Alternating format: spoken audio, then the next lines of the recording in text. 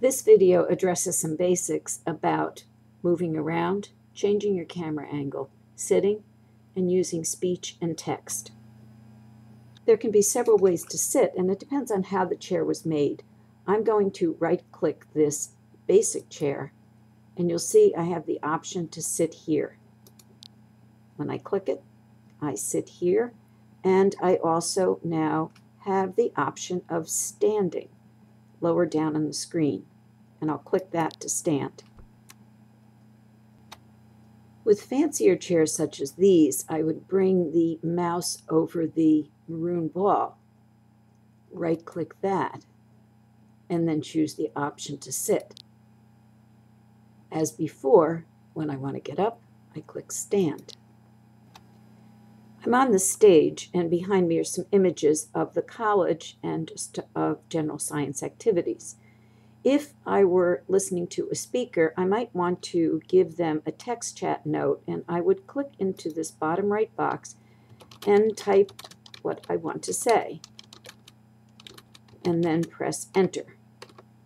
This can be a good way to communicate with colleagues during a meeting or to send notes to a speaker. Another very important feature is zoom, which lets you move in on objects.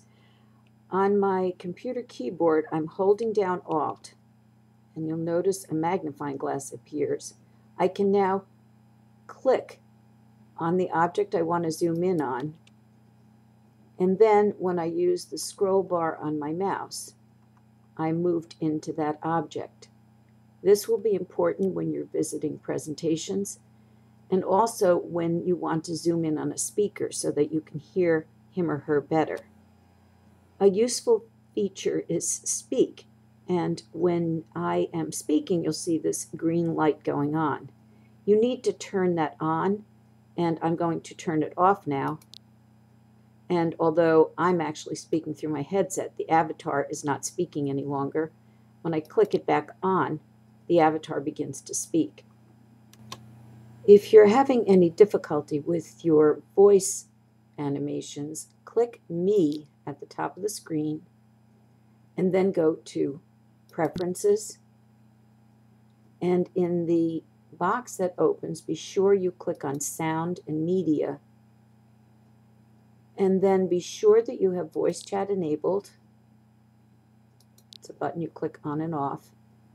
And at times you'll want to test how your devices are working. So I'm going to click the input-output devices lower down on the screen. And you can see as I talk, the bar moves to indicate that you can actually hear me. If that didn't work, you'd have some sort of problem.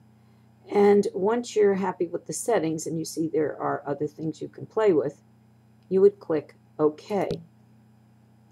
If you found you were still having trouble, you may have to exit Second Life, go into the control panel on your computer, and test your headset there. Sometimes once you've made changes, you then have to reboot the system and go back into Second Life. So, it can take a little bit to set up the speech option, but being able to talk to your colleagues and your teams will be a very important way that you can communicate. Moving around can be awkward at first, and that's not a big problem. As you can see, I am moving my avatar, and what I'm doing is using the arrows on my keyboard. There are other ways to do that, but this is the simplest.